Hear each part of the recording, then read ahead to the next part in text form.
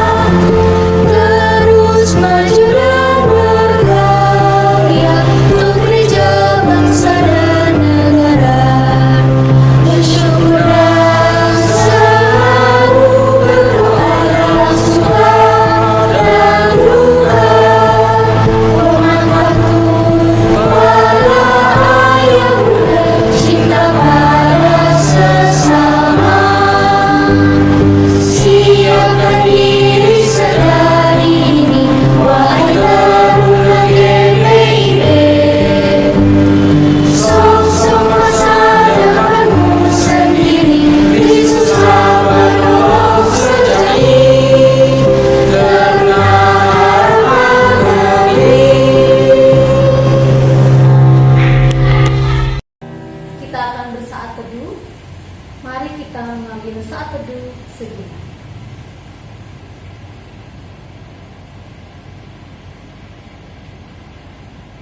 Segala puji dan syukur kami panjatkan hanya kehadirat-Mu Tuhan.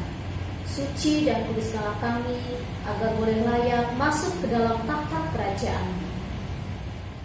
Mari kita memuji dan memuliakan nama Tuhan. Kita akan bernyanyi lagu Ku Masuki Gerbangnya, dimedley dengan Dengar Dia Panggil Nama Saya, kemudian dan dimedley lagi dengan Kami Puji dengan Riang.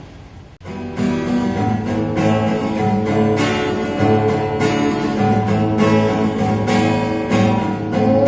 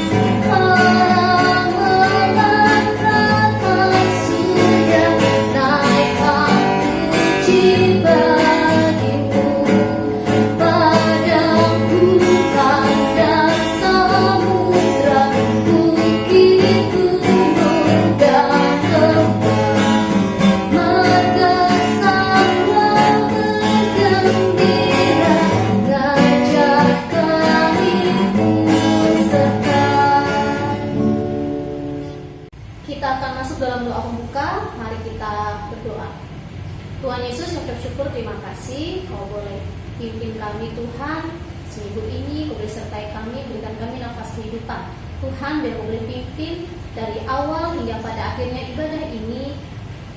Dan biarlah ketika nanti kami mendengarkan firman-Mu, kami boleh mendengarkan firman-Mu dengan baik. Terima kasih Tuhan, semua kami serahkan di dalam nama-Mu saja. Amin. Kita akan baca dari nas pujian dari kitab Mazmur pasalnya 33 ayat 18 sampai dengan 22. Kakak akan bacakan buat kalian.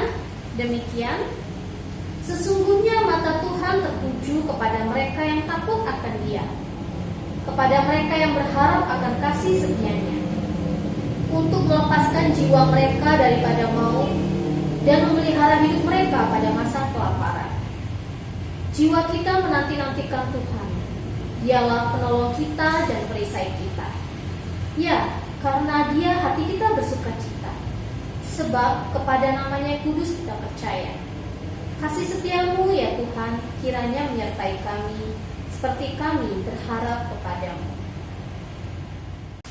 Teman-teman dipersilakan duduk. Kita akan masuk dalam pelayanan firman Tuhan. Kita akan bernyanyi dari pelengkap Kidung Jemaat 270, Isilah Mataku dengan Citra Salibmu. Bait pertama akan dinyanyikan dengan versi bahasa Indonesia, dan bait kedua akan dinyanyikan dengan versi bahasa Inggris.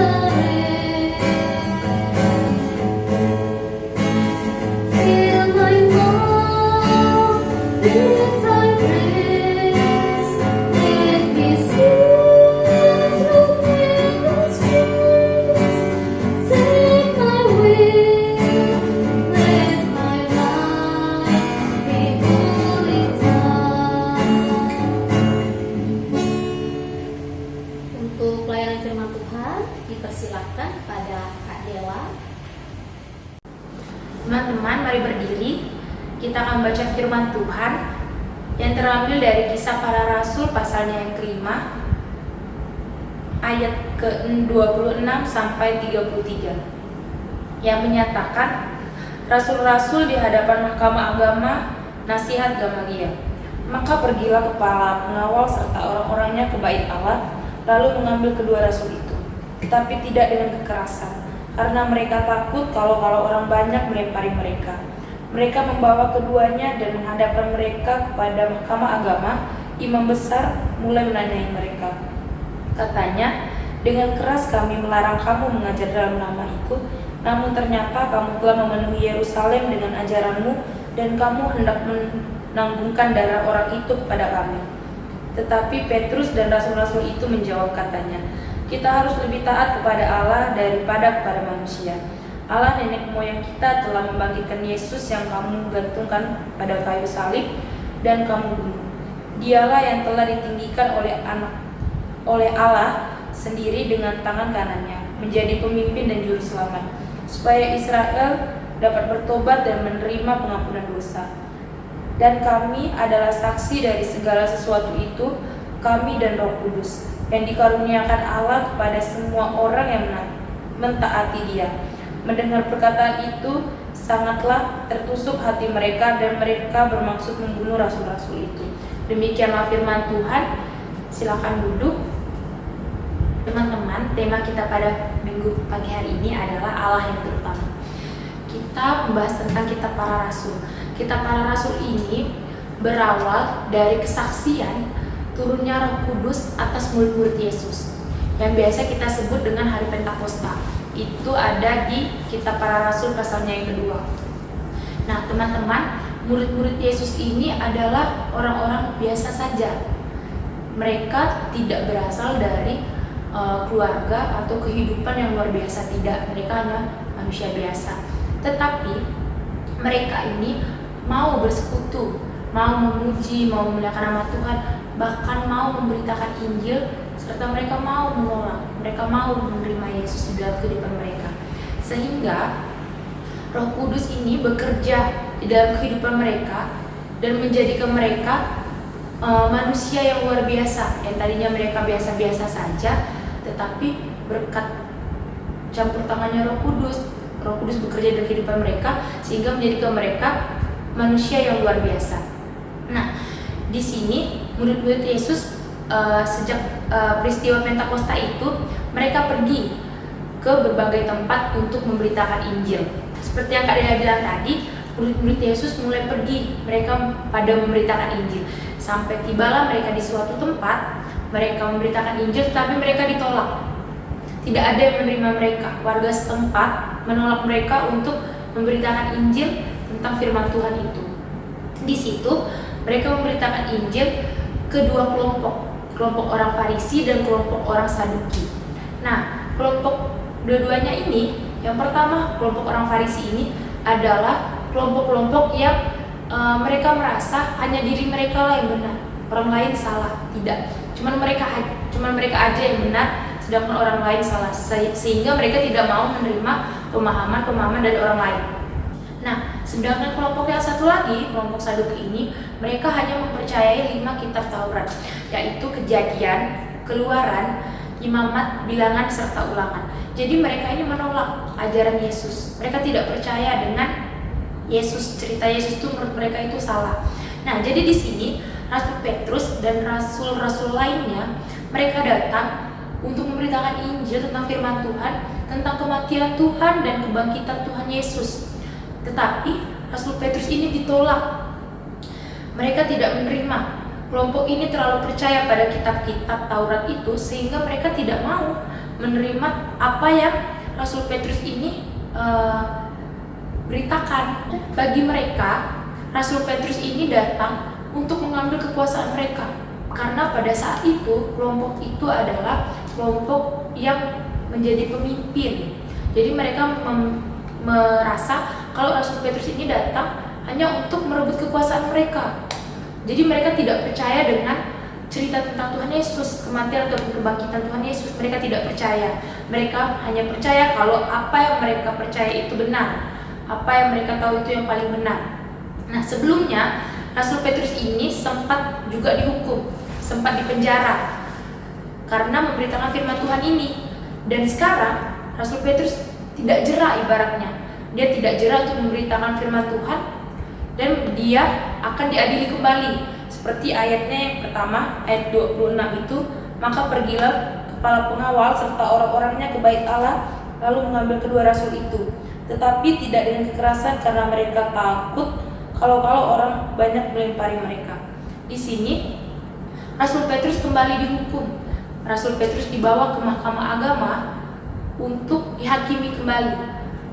Nah, teman-teman, walaupun Rasul Petrus ini ditolak, tetapi pada ayatnya ke-29 Rasul Petrus menyatakan, tapi Petrus dan rasul-rasul itu menjawab, katanya, kita harus lebih taat kepada Allah daripada kepada manusia. Di sini dengan tegas Rasul Petrus mengatakan kalau dia tidak takut dengan manusia, dia lebih takut dengan Allah, karena dia lebih mau menaati Allah daripada menaati manusia. Dia rela dihukum.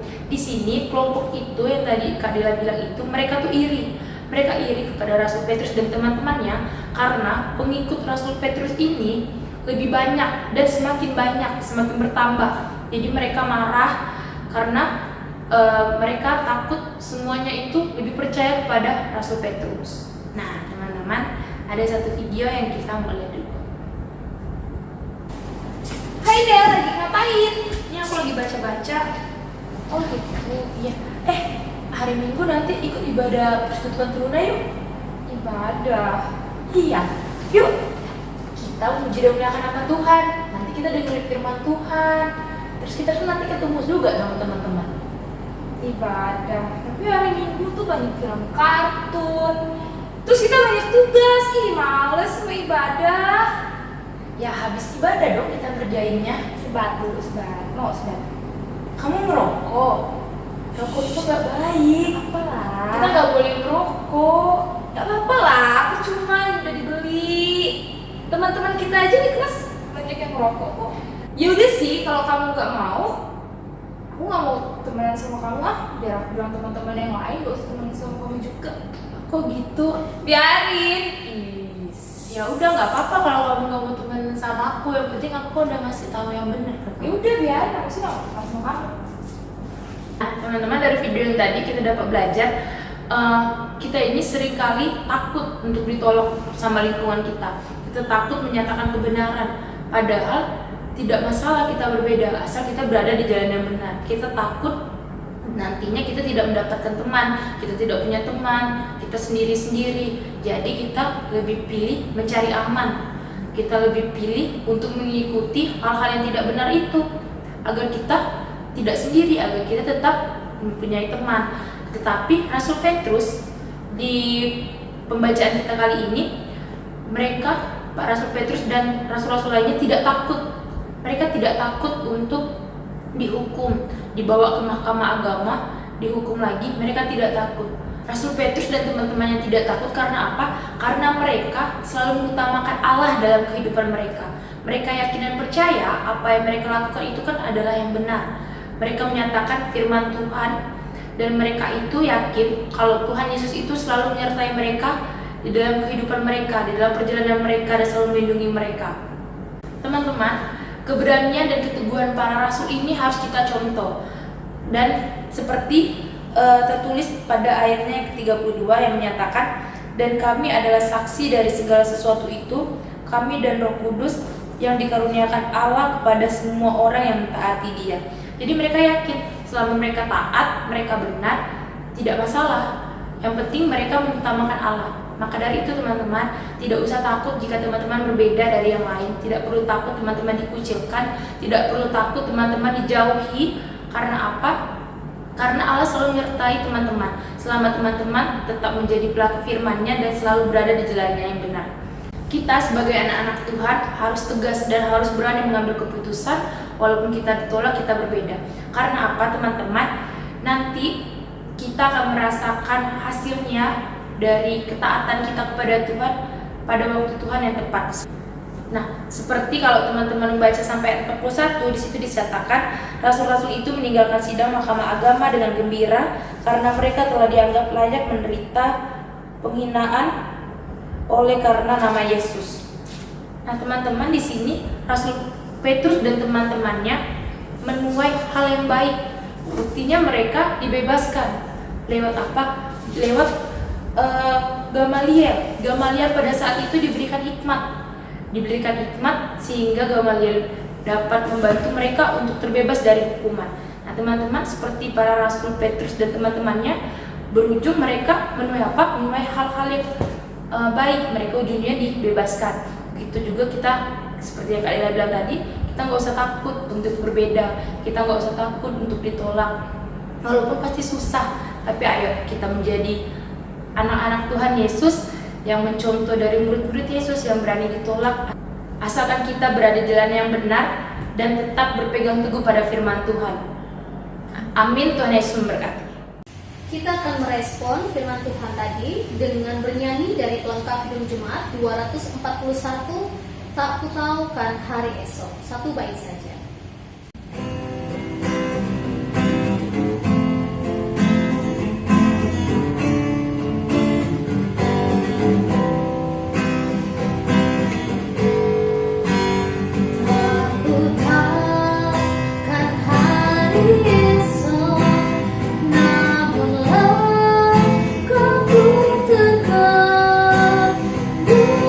Bukan yang ku harapkan.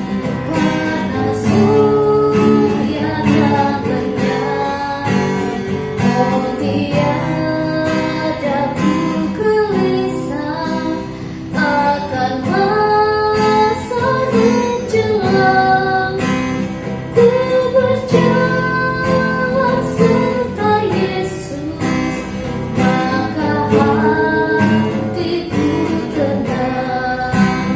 Banyak hal tak ku pahami dalam masa menjelma, tapi terang bagiku ini hanya Tuhan yang tegar. Kita akan doa syafaat. Mari kita berdoa syafaat. Teman-teman, mari kita berdoa syafaat. Tuhan Yesus, saat ini kami mau berdoa untuk bangsa dan negara kami. Berkati negara Indonesia ini agar menjadi negara yang maju dan berkembang. Berkati juga Presiden dan para menteri-menteri lainnya. Tolong mereka ya Tuhan, agar mereka bisa menjalankan tugas-tugasnya dengan baik. Tuhan Yesus, Tuhan tahu kami sedang menghadapi wabah virus COVID-19. Tuhan Yesus, tolong agar semuanya bisa cepat berlalu dan kami bisa melakukan aktivitas kami seperti biasanya ya Tuhan.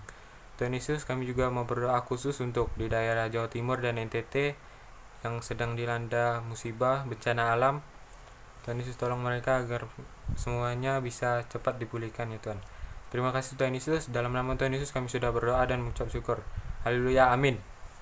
Ya Tuhan Yesus yang baik, terima kasih ya Tuhan atas kesempatan yang Kau berikan kepada kami sehingga kami bisa beribadah hari ini ya Tuhan. Ya Tuhan, kami ingin berdoa untuk gereja dan pelayanan kami, kiranya Kau berkati para pelayan-pelayan di sini sehingga bisa menjalankan tugas-tugasnya ya Tuhan. Ya Tuhan, kami juga ingin berdoa untuk gereja GPIB Siloam. Kiranya Kau menambahkan jiwa-jiwa baru sehingga bisa beribadah dengan kami di dalam rumah-Mu ini ya Tuhan. Hanya ini doa kami, kiranya Kau sempurnakan doa ini ya Tuhan. Allah Bapa kami yang berada dalam kerajaan surga, terima kasih Tuhan. Kami juga ingin berdoa ya Bapa, terkhusus untuk berkat teruna ya Tuhan yang ada di GPIB Siloam Pontianak. Kiranya Kau memberkati, Kau menyertai selalu berkat teruna ini ya Tuhan. Kau berkati adik-adik layannya ya Tuhan. Kau berkati mereka di dalam tugas dan tanggung jawab mereka, dalam mengejar cita-cita mereka ya Tuhan. Kau berkati mereka di dalam pendidikan mereka ya Tuhan.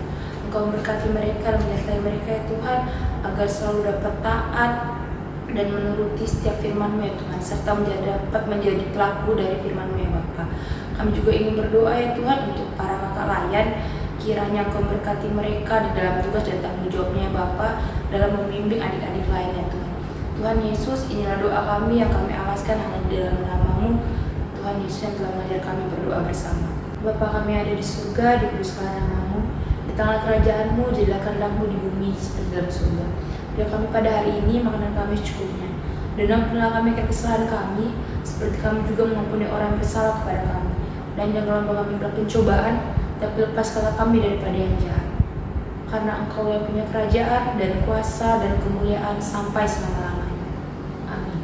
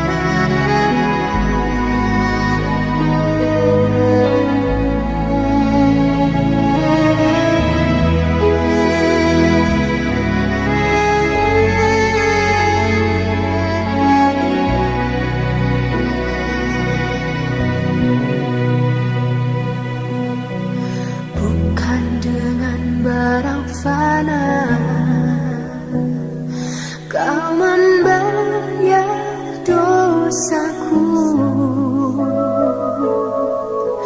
dengan darah yang mahal,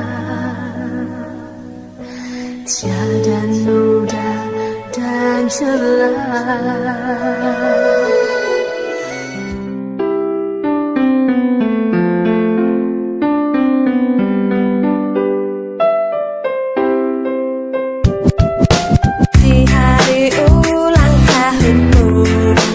Doakan selalu bahagia untukmu. Ku doakan. Mari teman-teman kita bangkit berdiri semua. Kita akan masuk dalam pengukusan. Kita akan bernyanyi dari Kidung Jemaat 415 Gembala Baik Bersuling nan Merdu. Biarlah kita selalu mengutamakan Tuhan kita, karena hanya Dia yang buat kita tentram hening. Musik.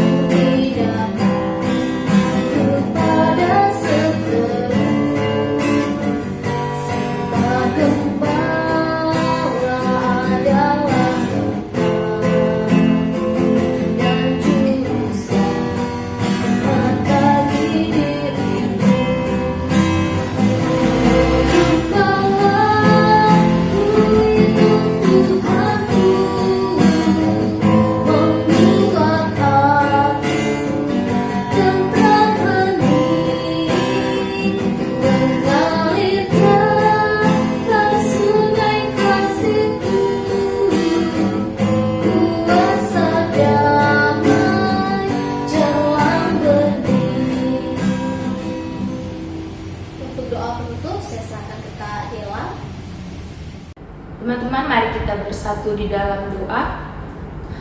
Tuhan Yesus yang baik, Allah kami yang mulia, Tuhan, Sang sumber kehidupan. Terima kasih Bapa, terima kasih Tuhan, Engkau telah memberkati ibadah kami dari awal pertengahan hingga akhir ini ya Bapa, sehingga kami tiba di ujung ibadah ini ya Tuhan. Terima kasih untuk firman yang boleh kami dengar ya Bapa. Biarlah kami anak-anak-Mu ini ya Tuhan dapat menjadi pelaku firman-Mu ya Bapa. Biarlah kami dapat selalu bersyukur juga di dalam keadaan apapun ya Tuhan. Biarlah kami dapat menjadi berkat dimanapun dan kapanpun itu ya Tuhan. Terima kasih Tuhan. Inilah doa kami, dalam nama Tuhan Yesus kami telah berdoa. Amin.